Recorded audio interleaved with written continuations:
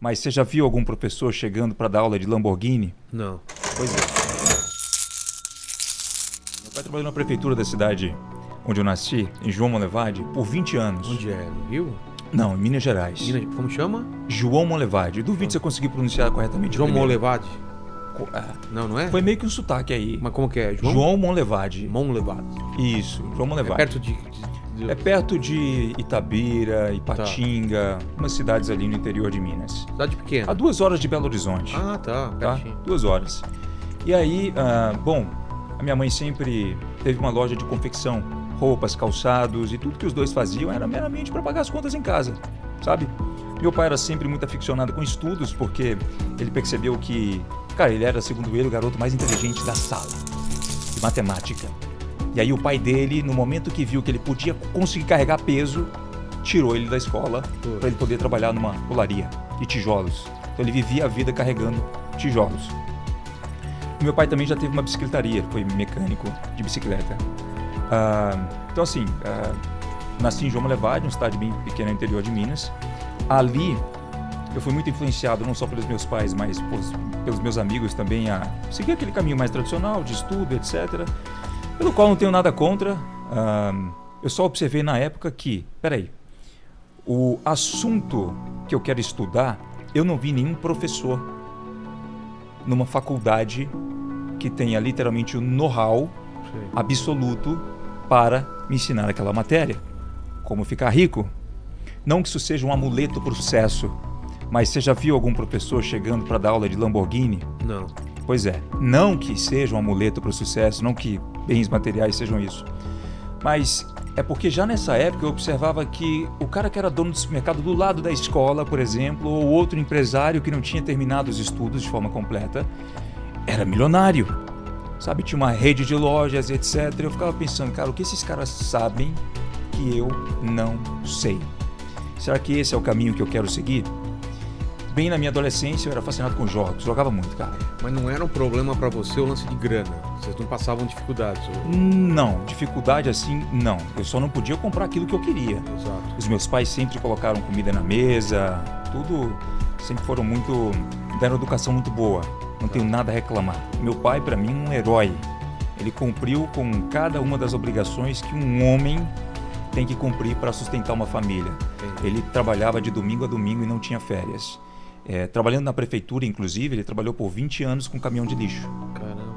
Tá? Ele dirigiu o caminhão, ele tinha um caminhão de lixo. 20 anos fazendo isso. E, cara... Você começou a observar isso. Por que esses caras ganham dinheiro e outras Esses caras dão dinheiro. Porque algumas profissões dão dinheiro e outras não. Exato. Pô, eu tinha meio que uma tara, cara, por tentar entender o que aqueles ricos faziam, porque a diferença era, na minha cabeça era muito absurda. Passava um carro, por exemplo, esportivo na minha frente enquanto eu estava indo para a escola e eu perguntava para os meus amigos, cara, como assim? Vocês não ficam intrigados em procurar entender o que aquele cara fez para conseguir comprar aquele carro? Eles, não, você viu o jogo ontem? Entendi. Eu era esse teu amigo aí, quando era criança. Eu era o cara que passou uma Lamborghini, o cara, você viu a Lamborghini e falou, então, mas você viu o jogo ontem, cara?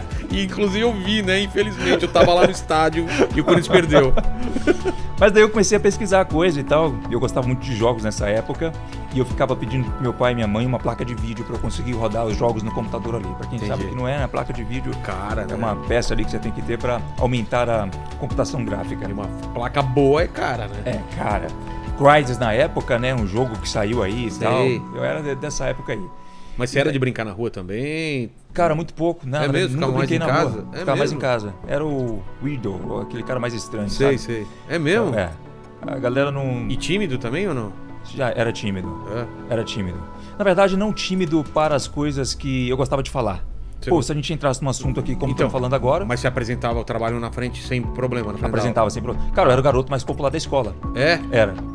Quem tá aí me assistindo, inclusive, vai poder contestar aqui nos comentários. É mesmo? Era o cara mais popular da escola. Mas por quê? Você conversava com toda a turma? Eu zoava pra cacete, eu ia pra diretoria todo dia, a verdade é essa. De bagunça? Bagunça. É mesmo? Eu ficava dando mortal pra trás na grama, aí a diretora não gostava. Cara, eu era um terror na escola. Você tá com quantos anos agora? 27. Pô, na tua época não é do He-Man não, né? Era.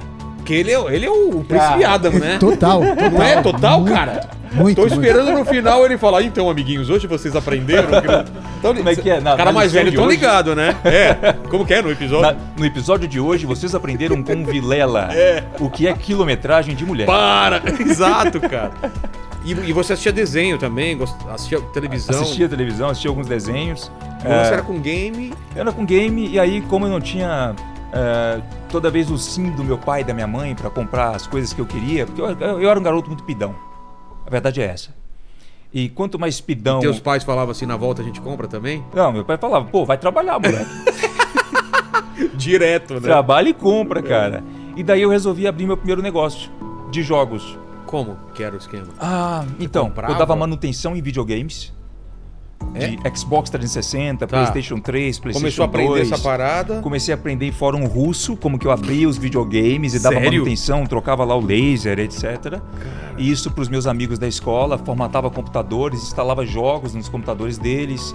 Eu lembro que o primeiro negócio foi na minha casa. Minha mãe odiou. Por quê? Porque ela era muito aficionada com limpeza, esse tipo de coisa, né?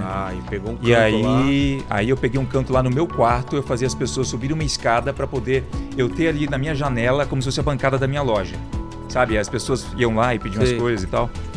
E daí, cara, eu também saía dali para ir na casa das pessoas, formatar computadores, fazer esse tipo de coisa. Então eu já ganhava ali os meus R$15, R$20 e balançava pra minha mãe assim, eu falava, agora eu vou comprar aquela placa de vídeo aí, tá vendo só, eu tô conseguindo. E aí você sacou que, pô, legal esse negócio de ter um dinheiro pra comprar minhas paradas, é isso? Cara, saquei. Se eles tivessem me dado tudo nas mãos naquela época, eu acredito que eu não seria o cara que eu sou hoje. Entendi. Eu teria talvez sido um cara mais acomodado, Pode ser. sabe? E aí eu resolvi montar uma loja de games, literalmente, Lá na sua cidade. lá na minha cidade. Enquanto eu estudava, eu fazia cerca de 5 mil, 4 mil reais meio período. E eu pensava o seguinte, pô, peraí, eu tô estudando na parte da manhã, trabalhando na parte da tarde, até a noite nessa minha loja, onde as pessoas podiam ir. Eu lembro que até muita gente chegava e falava assim, pô, cadê o dono? Porque tinha um garoto de 18 anos lá. Tá. Os caras não acreditavam que você era o dono. Acreditava que eu era o dono da loja. E aí, cara, inclusive a porra do meu número tá no YouTube até hoje, em algum lugar, gente que me liga, você tem... Sério? Faz manutenção aí. Telefone fixo? Cara, não, celular. Celular? É que eu não troco meu celular, cara. Eu tenho um amor ao meu número de telefone, É um número bom. É um número bom. Tá. Eu não troco. E aí, nessa época eu aprendi a conquistar as minhas próprias coisas, sabe? Do meu jeito, porque a minha mãe me dava não, vai lá, conquista e trabalha. Eu já vim com ela aqui, inclusive, em São Paulo, para fazer compras na Feira da Madrugada. É isso que chama Feira da Madrugada, né? Tem isso mesmo? O que Feira que da é? Madrugada. Eles fazem uma feira ali na região da 25 de março, ali perto do Parque Dom Pedro, a partir das 2 da manhã até umas 6, que é pra galera comprar e já levar pra loja pra vender. Já, né? Isso, pra quem vai lembrar, e ao pesado, o pessoal fica falando, gritando ao pesado, passando e tal. E com 15 anos eu já ajudava a minha mãe a comprar essas roupas, né, na loja de confecção e calçados, que era um negócio bem estreitinho, cara, só pra ela pagar as contas. E ela me levava para poder ajudar a carregar peso e etc. Mas enfim, não quero fazer você chorar, calma. Tá. Vamos voltar para outro ponto. Tá. Aí você sacou que... Você era bom de um negócio. Eu saquei que eu sabia fazer dinheiro. É. Eu sabia convencer as pessoas a formatarem os computadores delas comigo, enquanto elas iam na minha casa, ao invés de levar para uma loja no centro com o nome de loja de informática. Como você fazia isso? Qual que era o lance? Cara, eu persuadia Simpatia. Simpatia. Quando não sabia, se virava. Eu falava o seguinte, meu computador tá 9 vezes mais rápido porque eu instalei esse programinha aqui, vou instalar no seu de graça, mas tem que formatar. Entendi. Então não é de graça. Aí paga a formatação. Exato, paga a formatação. Se você quer alcançar os seus primeiros 100 mil reais no marketing digital, você precisa de um passo a passo direcionado, como por exemplo, um checklist que te direciona etapa por etapa. Clique no link da descrição e acesse esse checklist agora.